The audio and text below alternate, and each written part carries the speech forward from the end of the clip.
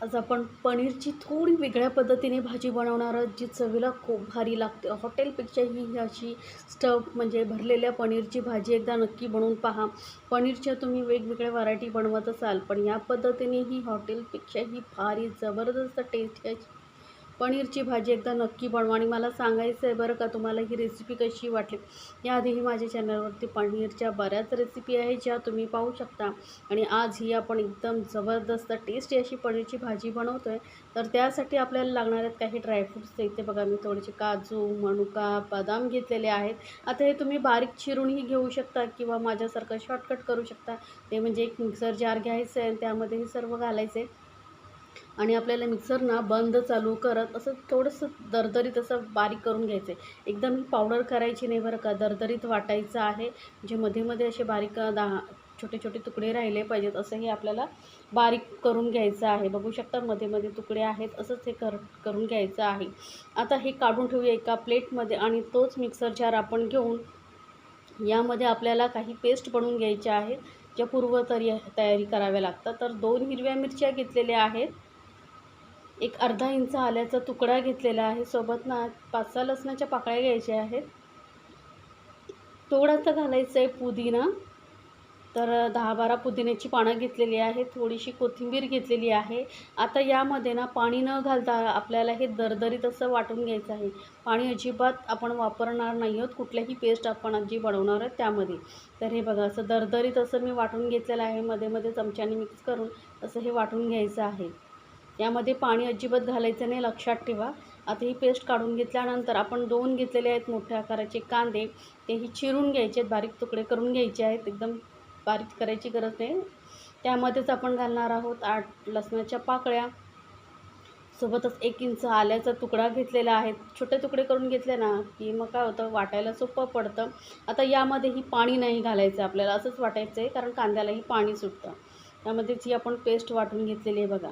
आपण या भाजीमध्ये ना सर्व जे आहे साहित्य पेस्ट करून घालणार आहोत, कारण ही जी भाजी असते ना एकदम स्मूथ असते. आता कांदा काढून घेतल्यानंतर त्यामध्येच आपण घालणार आहोत मिक्सर जारमध्ये 2 टोमॅटो, मध्यम आकाराचे टोमॅटो लाल लाल छान पिकलेले घ्यायचे. त्यानंतर काजू आणि मेलन सीड्स म्हणजे मगजच्या बिया असतात, त्या मी अर्धा तास गरम पाण्यात भिजत ठेवल्या होत्या. त्यामधलं पाणी काढून टाकायचं आणि त्याही आपण या टोमॅटोबरोबर बारीक वाटून घ्यायचे. त्यामुळे ना आपल्या भाजीला अशी क्रीमी अशी टेस्ट येते, क्रीमीनेस येतो, मस्त टेस्टी भाजी आपली होते. तर हे बघा, पाणी न घालता वाटून घेतलेली आहे. आता आपल्याला लागणार आहे सर्वात महत्त्वाचं म्हणजे पनीर. तर इथे मी 300 ग्रॅम पनीर घेतलेलं आहे. असा मोठा तुकडा घ्यायचा, म्हणजे काय होतं, आपल्याला कटिंग करायला सोपं पडतं. आता याचे आपल्याला पातळ पातळ स्लाईस करून घ्यायचे आहे. तर सुरीला ना थोडंसं तेल लावून घ्यायचं, म्हणजे पीसेस कट करायला सोपं पडतं. तर आता बघा, असे चौकोनीच ना एकदम पातळही नाही आणि एकदम जाडही नाही, असे आपल्याला याचे चौकोन तुकडे करून घ्यायचे आहेत. बघू शकता, पण तेल लावल्यामुळे इझिली कट होतं, मध्ये कुस्करत वगैरे नाही. तर एकदम जाडही करायचं नाही, पातळ केलं तर काय होईल माहिती आहे, तुटू शकतात.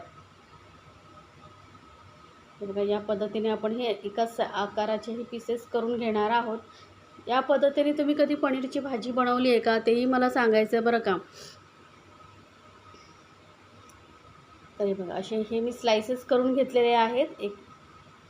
तर एकाच 2-2 आपल्याला स्लाईसचा वापर करायचा आहे. त्यामुळे काय केलं आहे, मी एका साईडचे कटिंग केलेले घेतलेले आहेत आणि हे जे उरलेलं आहे त्याचा आपल्याला वापर करायचा आहे. तर एका वाटीमध्ये घेतलेलं आहे मी ते पनीर उरलेलं, आणि हे आपल्याला आता कुस्करून घ्यायचं आहे हाताने. बारीक बारीक कुस्करून घ्यायचं. याला मिक्सरला लावायची काही गरज नाही आहे, पनीर सॉफ्ट असतं ना, त्यामुळे इझिली कुस्करलं जातं. हाताने छान असं एकदम स्मॅश करून घ्यायचं आहे. ते बघा, पनीर मस्त असं हातानेच कुस्करून घेतलेलं आहे. आता यामध्येच आपण जे आलं, लसूण, कोथिंबीर, मिरचीची पेस्ट करून घेतली तेही घालणार आहोत आणि ड्रायफ्रूट्सही घालून घ्यायचे आहेत. ड्रायफ्रूट्स काय असं बारीक वाटून घेतल्यामुळे काय होतं, छान असे मिक्स होतात त्यामध्ये. आता घालूयात ते आलं, लसूण, कोथिंबीर, पुदिन्याची पेस्ट करून घेतलेली. सोबतच ना यामध्ये आपण घालणार आहोत मीठ. तर मी थोडंसं मीठ घालते. मसाले वगैरे काही घालायचं नाही. आपण जी भाजी बनवतो ना त्यामध्ये कमी मसाल्यांचा वापर करून भाजी बनवणार आहोत. तर हिरवी मिरची घातल्यामुळे काय होतं, तिखटपणाही बॅलन्स होतो आणि कलरही खूप सुंदर येतो भाजीला. त्यामुळे मग हिरवी मिरची इथे मी घातलेली आहे. मस्त असं मिक्स करून झाल्यानंतर आता जे पनीरचे स्लाईस आपण कट करून ठेवले होते त्यामध्ये हे जे स्टफिंग बनवलं आहे ते घालून घ्यायचं आहे. असं व्यवस्थित याला भरून घ्यायचं आहे. ही स्टफ पनीरची भाजी ना चवीला खरंच खूप भारी लागते. हॉटेलमध्ये कसं महागही भेटते, घरी बनवला तर मस्त टेस्टी ही भाजी तयार होते. तर बघा थोडं जाडसर असा थर लावून घ्यायचा आहे, जे भाजी खाताना टेस्टी लागते. आणि यावरती दुसरी स्लाईस ठेवायची. एकसारखेच असले पाहिजे, त्यासाठीच कटिंग करताना तुम्ही म्हणजे सेम सेम पीस असे बाजूला करून ठेवा, जोडी जोडी, म्हणजे तुम्हाला असे भरायला सोपं पडते बघा. हे अशा पनीरचे स्टफिंग मी सर्व भरून घेते. आता इथे मी मसाल्यांचा वापर कमी केला आहे. तुम्हाला आवडत असेल तर यामध्ये थोडंसं लाल मिरची पावडर किंवा हळदही घालू शकता, पण तसं काही गरज नाही. आता पनीर आपण ठेवूया साईडला आणि कढईमध्ये 2 चमचे तेल घेतलेलं आहे. तेल गरम झालं की यामध्येच आपण घालणार आहोत 2 तेजपत्ता. तेजपत्ता थोडासा भाजला गेला का यामध्ये घालूया अर्धा चमचा जिरं, आणि आपण जी कांदा, आलं, लसूणची पेस्ट बनवून घेतली होती तीही घालून घ्यायची आहे. ही जी भाजी असते ना एकदम स्मूथ, एकदम क्रीमी अशी असते. त्यामुळे यामध्ये कांदा कापून नाही घालायचा, आपल्याला पेस्ट करूनच घालायचं आहे. तर कांदा आता मीडियम गॅसवरती चांगला असा भाजून घ्यायचा आहे. पूर्ण ज्याचा जो कच्चेपणा जाऊन कलर चेंज होईपर्यंत आपल्याला हा कांदा भाजायचा आहे. तर गॅस आपण एकदम मीडियमवरतीच ठेवायची बरं का. फास्ट गॅसवरती भाजलात ना तर टेस्ट येणार नाही ग्रेव्हीला. त्यामुळे गॅस मीडियमपेक्षा कमीही ठेवू शकता आणि मीडियमवरती ठेवून चांगला असा कांदा भाजून घेतलेला आहे. कलर चेंज झालेला आहे पहिल्यापेक्षा. अजून थोडासा कलर चेंज होईपर्यंत आपण हा कांदा भाजून घेणार आहोत. एकदम लालसर नाही करायचं आहे, हलकासा कलर चेंज होईपर्यंत भाजून घेतलेला आहे. आता यामध्येच आपण जी टोमॅटो, काजू आणि मेलन सीडची पेस्ट बनवून ठेवली होती ती घालून घ्यायची आहे. यामुळे ना आपली भाजी काजू घातल्यामुळे मस्त क्रीमी टेस्ट येते हॉटेलसारखी. त्यामुळे आणि याचं प्रमाण तुम्ही तुमच्या आवडीनुसार कमी जास्त करू शकता. तुम्हाला जर जास्त क्रीमी आवडत असेल तर काजूचं प्रमाण तुम्ही वाढवू शकता. आता टोमॅटो घातल्यानंतर ही छान असं परतून घेतलेलं आहे. आता यामध्येच घालूया हलके फुलके म्हणजे कमी प्रमाणात मसाले. थोडीशी घातलेली हळद, अर्धा चमचा लाल मिरची पावडर घालते, कारण ही भाजी जी असते ना थोडीशी गोडसर असते, जास्त तिखट नसते.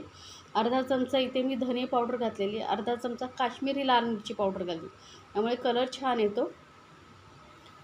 आता हे मसाले आपण व्यवस्थित मिक्स करून घेऊया. आणि हे बेसिक मसाले आपल्या घरामध्ये असतात, त्यामुळे एक्स्ट्रा बाहेरून मसाले आणून काही घालायची गरज नाही आपल्याला. आपल्या ज्या घरामध्ये मसाले असतात त्यामध्येच ही आपण भाजी बनवणार आहोत.